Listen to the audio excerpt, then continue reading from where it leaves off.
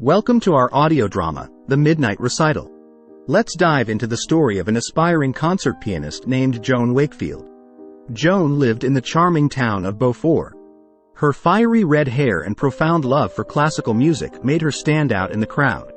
Imagine her, practicing relentlessly, each note, each chord stirring up an emotional storm within her.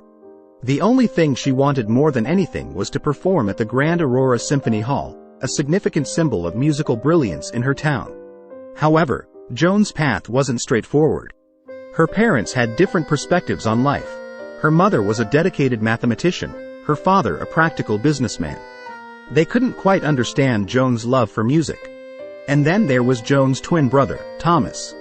A child prodigy who inherited his parents' intellect, casting a long shadow over Joan's seemingly different path. One afternoon, amid the pitter-patter of a light rain, an unexpected visitor made his way to the Wakefield residence. This visitor, Albert Hemsworth, was no ordinary man. A renowned maestro and director of the Aurora Symphony Hall, he'd heard of Joan's talents and sought to see them for himself. Joan sat down at her piano, her heart pounding like a drum against her ribs.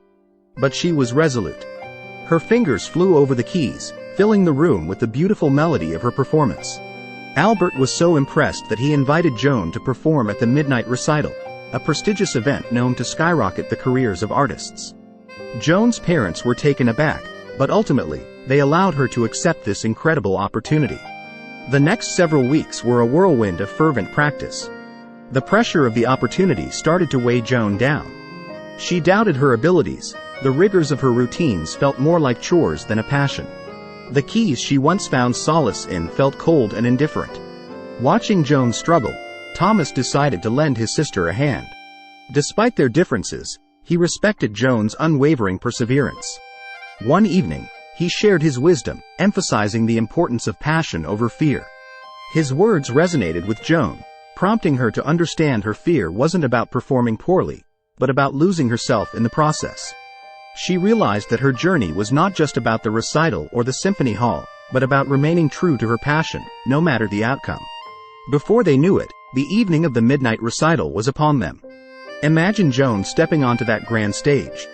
The immense Aurora Symphony Hall, packed with spectators. As she scanned the crowd, she saw her parents, a proud sparkle in their eyes.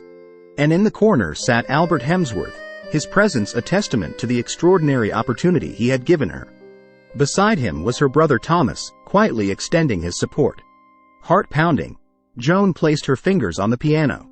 She took a deep breath, closed her eyes, and let her fingers create magic. Beethoven's Moonlight Sonata filled the auditorium, painting a vivid scene in the minds of the audience. As the final note faded, an uproar of applause swept through the hall. Joan bowed, her eyes meeting those of her family, their faces lit with pride and love. This performance changed everything for Joan. She discovered that the path to her dreams might not always be easy, but it was certainly worth fighting for. Her family understood that her love for music was not a passing phase but an integral part of who she was. Albert Hemsworth, congratulating her on her success, envisioned a bright future for the young pianist. The Midnight Recital is not just a story of a pianist's struggle and victory. It's about understanding and accepting one's identity, about embracing passion without fear or hesitation. Joan's journey was a melody, a symphony of her life, echoing the sentiments of every artist who dared to dream, every soul who found peace in their passion. Joan Wakefield became a beacon of hope in Beaufort, her name a synonym for courage and resilience. Every recital she performed, every note she played, served as a testament to the fact that music wasn't just about playing the right keys. It was about understanding the language of the soul, the symphony of emotions, and the melody of life. Joan's story, in essence, is an ode to the power of perseverance, passion, and self-belief. Thank you for listening to this audio drama.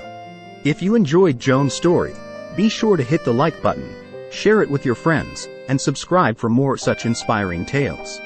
Until next time, remember, in the words of Joan Wakefield, music is the language of the soul, the symphony of emotions, and the melody of life.